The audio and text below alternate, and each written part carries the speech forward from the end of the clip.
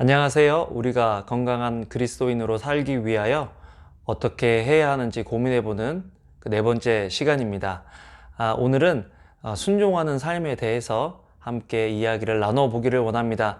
우리가 건강한 그리스도인이 되기 위해서는 잘 태어나야 한다고 했죠. 영적으로 잘 태어나려면 명확한 복음으로 온전한 구원의 확신을 가지고 살아야 한다라고 얘기했습니다. 구원의 확신을 가진 사람은 예수님을 자기 삶의 주와 구세주로 모시는 사람이라 그랬죠. 그래서 예수 그리스도의 주인 되심을 인정하는 삶을 사는 사람이 건강한 그리스도인으로 살아갈 수 있다고 이야기했습니다. 예수님을 주와 구세주로 모신 사람은요, 그 삶에 하나님의 말씀이 있다. 그 말씀을 따라 살아가는 사람, 그 사람이 건강한 그리스도인으로 살아갈 수 있는 그런 사람입니다. 말씀, 우리가 성경책을 얼마나 많이 자주 접하고 또 읽고 그 속에서 주님께서 주시는 말씀을 받고 확신하며 살아가는지 우리의 삶을 한번 점검해 볼 필요가 있겠죠. 지난 시간에 말씀을 우선순위에 두며 살아가는 사람의 삶에는 말씀을 듣고 또 읽고 또 공부하고 암송하고 묵상하고 또 그 순간순간에 그것들을 가지고 적용하는 삶이 말씀을 우리 삶의 우선순위에 두고 살아가는 건강한 그리스도인의 삶이다라고 말씀을 드렸습니다. 이 적용이라는 것이요, 어떻게 보면 순종한다라는 말로 바꿔볼 수 있을 것 같습니다. 요즘은 내 인생의 주인은 너야 라고 이야기하기 때문에 누군가의 말을 이렇게 듣는 거 멋있어 보이지 않고 매력적으로 보이지 않습니다. 그런데 성경은 순종하라 라고 말씀하고 있다는 것을 우리는 알아야 됩니다. 순종하는 그리스도인이 얼마나 많을까라는 질문을 해보면 제 자신도 참으로 부끄러울 때가 많은 것 같습니다. 순종이라는 것은요, 하나님 아버지의 뜻, 주님의 뜻을 알고 또 그 뜻을 따라 행하는 것이 순종이다. 아는 것을 삶 가운데 적용하는 것이 순종하는 삶입니다. 여러분, 순종은요, 훈련의 문제인 것 같지만 사실은 순종은 사랑의 문제입니다. 우리는 사랑하는 만큼 순종하고 또 순종하는 만큼 우리의 사랑을 표현할 수 있는 것이죠. 하나님께서 아브라함에게 본토 친척 아비 집을 떠나라 라고 이야기했을 때 믿음은 순종의 모습으로 나타났습니다. 또한 하나밖에 없는 아들 이삭을 하나님께서 바치라고 하셔서 바쳤을 때요, 내가 내 독자보다 나를 더 사랑하는 줄 알겠다. 근데 또 사랑의 다른 모습은 순종이다라는 것 우리가 안다면요, 우리의 삶 속에서 얼마큼 순종하고 있는가가 우리가 얼마큼 하나님께 순종하면서 하나님을 사랑하고 있는지를 보게 되는 것입니다. 건강한 그리스도인은요, 하나님을 사랑하는 그리스도인이죠. 하나님을 사랑하면 순종의 모습이 우리 삶 속에 나타난다는 것을 알아야 합니다. 그래서 요한복음 14장 15절에 보면요, 너희가 나를 사랑하면 나의 계명을 지키리라. 나의 계명을 가지고 지키는 자라야 나를 사랑하는 자니 나를 사랑하는 자는 내 아버지께 사랑을 받을 것이요 나도 그를 사랑하여 그에게 나를 나타내리라 라고 말씀하셨습니다. 사랑하면 순종한다 라는 것입니다. 순종은요, 하나님의 음성을 듣고 따르는 거죠. 내 양은 내 음성을 들으며 나는 저희를 알며. 무조건 순종을 어떻게 할 수 있죠? 순종은 순종할 수 있는 내용이 있어야 되는데 그 내용은 하나님의 말씀이다라는 것입니다. 그래서 내가 하나님께 순종하고 있는지 안 하고 있는지를 보려면요, 우리의 삶 속에 하나님의 말씀이 있는지 없는지를 봐야 돼요. 하나님의 말씀도 없으면서 어떻게 우리가 하나님께 순종할 수가 있습니까? 우리가 이것은 하나님께로부터 오는, 내 목자 되신 예수님께로부터 오는 말씀이다라는 그런 확신이 우리 속에 있을 때 우리는 순종할 수 있다라는 거죠. 예를 들어 보겠습니다. 사울은요, 사무엘상 15장 10절에서 23절에 보면요, 부분적으로 순종했어요. 부분적으로. 여러분, 부분적으로 순종하는 것은요, 순종이 아닙니다. 하나님은 온전한 순종을 원하시는 것이죠. 사울은요, 가장 좋은 것을 드리기가 싫어서 가장 좋은 것은 놔두고 좀 안 좋은 것만 하나님께 드렸어요. 또 사울은요, 하나님을 두려워하기보다는 환경이나 사람들을 더 두려워해서 하나님께서 이것대로 하면은 해라 라고 하시는 그 말씀대로 순종하지 않고 사람들이 이렇게 하면 좋아하겠지라는 그 한도 안에서 하나님께 순종했다라는 것입니다. 우리가 하나님께 순종할 때 주의해야 될 것은 뭐냐면요, 세상의 관점이나 세상에서의 가치관과 그 안에서 하나님께 순종하는 것이 아니라 하나님께서 하라는 그 말씀대로 순종할 수 있는 그런 믿음이 우리에게 필요하다라는 것입니다. 노아를 볼까요? 노아는요, 하나님의 말씀에 순종한 사람이죠. 하나님께서요, 산 꼭대기에 노아 방주를 지으라라고 말씀하셨는데요. 그 기간이 거의 100년에서 한 120년 된다고 학자들이 이야기하고 있습니다. 여러분 생각해 보세요. 산 꼭대기에 방주를 짓고 있는데 그것도 조그만 배가 아니라 세상에 있는 짐승들이 암수 한 쌍씩 또는 두세 쌍씩 들어가야 되는 그 배니 얼마나 크겠어요. 그 배를 짓고 있으면서 사람들이 얼마나 손가락질 했겠어요. 저 노아 미친 양반이다. 제정신이 아니다. 저 뭐 하는 짓이냐? 라는 그 비난을 감수하고 조롱을 감수하고 노아는 하나님의 말씀에 순종해서 거기다가 방주를 지었다. 예수님은요, 받으신 고난으로 순종함을 배우셨다라고 얘기했습니다. 히브리서 5장 8절에 보면요, 그가 아들이시라도 받으신 고난으로 순종함을 배워서 온전하게 되었은즉 자기를 순종하는 모든 자에게 영원한 구원의 근원이 되시고 하나님께 멜기세덱의 반차를 쫓은 대제사장이라 칭하심을 받았다. 또 예수님에 대해서 성경은요, 자기를 낮추시고 죽기까지 복종하셨다. 이게 순종의 모습이라는 것입니다. 죽기까지 순종하는 것이 하나님께서 원하시는 순종의 모습이다라는 것입니다. 그렇다면 여러분, 왜 우리는 순종해야 할까요? 먼저는 하나님의 명령이기 때문입니다. 하나님께서 순종하라고 하셨습니다. 내 목소리를 청종하라. 그들이 청종치 아니하며, 예레미야 11장 7절에서 8절 말씀이죠. 신명기 13장 4절은요, 여호와를 순종하며 그를 경외하며 그 명령을 지키며 그 목소리를 청종하며 그를 섬기며 그에게 복종하고. 여러분, 계속해서 똑같은 말이 반복되는 것이 얼마나 중요하면 하나님 말씀에, 하나님 명령에 순종하라라고 계속해서 말씀하고 계시는 것입니다. 우리는 지금 우리 삶을 돌아볼 때 하나님께 순종하는 순종의 훈련이 되어 있느냐? 하나님께 순종하고자 하는 그 마음이 우리에게 있느냐? 우리 자신을 한번 점검해 볼 필요가 있겠죠? 또 두 번째, 왜 순종해야 되느냐? 사람의 마땅한 의무이다. 전도서 12장 13절을 보면요, 하나님을 경외하고 그 명령을 지킬지어다. 이것이 사람의 본분이니라. 여러분, 우리가 살아가는, 우리가 존재하는 목적이 하나님 말씀대로 순종하면서 살아가는 것이다 라는 것들을 우리가 받아들인다면요, 예수 그리스도를 주와 구세주로 모신다면요, 예수님을 우리 삶의 주인으로 인정한다면요, 주님의 말씀대로 순종하는 것이 우리의 의무고 본분이다라는 것을 우리는 알아야 한다는 것입니다. 요즘 나는 하나님께서 나에게 뭐 하라고 하시는 말씀이 없어. 그거 잘못된 신앙입니다. 하나님과 관계한다면 그럴 수가 없는 거거든요. 세 번째, 순종은 최고의 예배가 되므로 순종해야 한다. 하나님은 예배자를 찾으시잖아요. 그런데 어떤 예배자를 찾으실까요? 순종하는 예배자를 찾으신다는 것입니다. 순종이 제사보다 낫고 듣는 것이 수양의 기름보다 낫다라고 사무엘 상에서 그렇게 이야기하고 있는 것을 보게 되죠. 또한 순종할 때 우리 기도가 응답됩니다. 여러분, 순종이라는 건요, 관계를 이야기하는 것이거든요.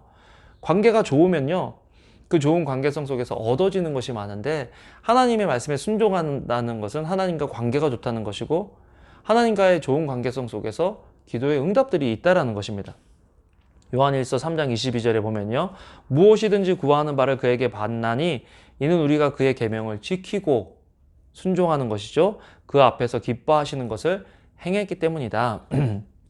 스가랴 7장 13절에 보면요, 만군의 여호와가 말하였노라. 내가 불러도 그들이 듣지 아니하였은즉 그들이 불러도 내가 듣지 않겠다. 기도응답, 기도가 막히는 이유 중에 하나는 불순종과 죄 때문입니다. 우리가 요즘 하나님의 말씀에 순종하고 있는지 우리의 삶을 한번 돌아볼 필요가 있습니다. 또한 우리의 행복을 위해서 순종하라고 하나님께서 말씀합니다. 내가 오늘날 내 행복을 위하여 내게 명령하는 여호와의 명령과 규례를 지킬 것이 아니냐. 하나님의 말씀이 때로는 답답하게 여겨질 수 있어도 하나님의 말씀은 우리의 삶을 보호해주는 보호막이 된다는 것입니다. 그렇기 때문에 그 말씀에 순종할 때 우리는 안전할 수 있는 것이죠. 여러분, 우리가 자녀들을 키울 때 어린 자녀들이 자기가 다 아는 것 같아도 부모가 눈동자처럼 보면서 그 자녀를 지키지 않으면 너무나 많은 위험에 노출돼서 위험한 것처럼, 그래서 못 가도록 뭐 뜨거운 것을 끓이는 부엌에 가림막을 설치한다든지, 또 아이들이 함부로 문을 열고 못 나가도록 뭐 어떤 장치를 한다든지 하는 그 모든 이유는 우리를 구속하기 위함이 아니라 우리를 보호하기 위함이다.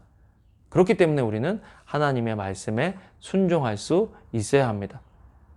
또 순종해야 되는 이유는 우리 하나님께서 우리가 순종할 때 복을 약속하셨기 때문입니다.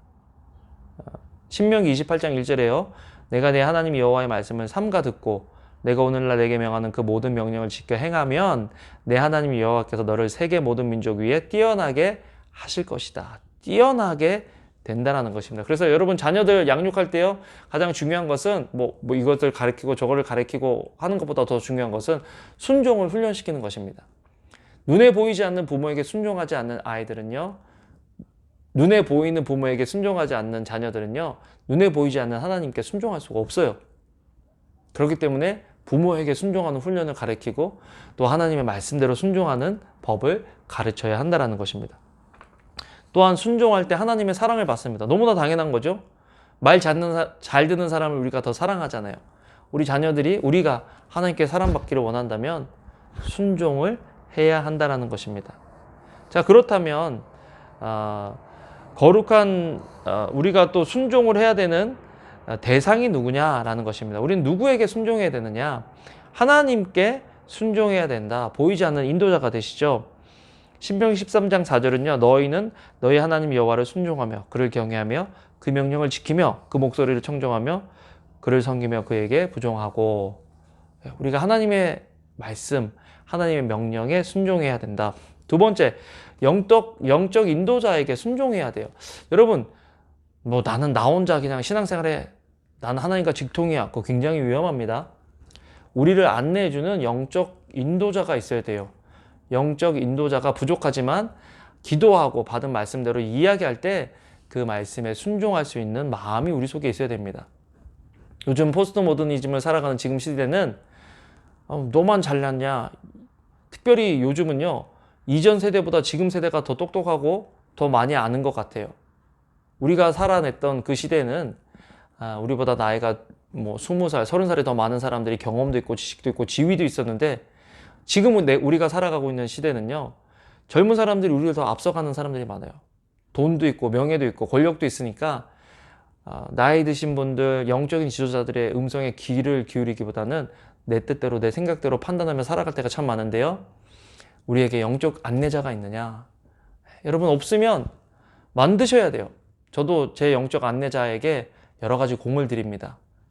연락을 드리고 선물을 드리고 또 제가 하고 있는 것들을 이렇게 보여드리면서 점검을 받기도 해요. 그러면서 영적 안내자의 안내를 받는 거죠. 또 누구에게 순종해야 되느냐? 부모에게 순종해야 됩니다. 자녀들아 너희 부모를 주 안에서 순종하라. 이것이 옳다. 부모에게 순종하는 거 굉장히 중요합니다. 아까 영적 인도자에게 순종하라. 그게 뭐 제 말이 아니고요. 성경에 나와요. 고린도전서 16, 15, 16장 보면요. 형제들아 스데바나의 집은 곧 아가야의 첫 열매요 또 성도 섬기기로 작정한 줄을 너희가 아는지라 내가 너희를 권하노니 이 같은 자들과 또 함께 일하며 수고하는 모든 자에게 복종해라. 히브리서 13장 17절은요. 너희를 인도하는 자들에게 순종하고 복종해라. 너희는 너희 영혼을 위하여 경성하기를 자기가 회개할 자인 것 같이 하느니라. 저희로 하여금 즐거움으로 이것을 하게 하고 근심으로 하게 하지 말라. 그렇지 않으면 너에게 유익이 없다. 반드시 순종하라라고 이야기를 합니다.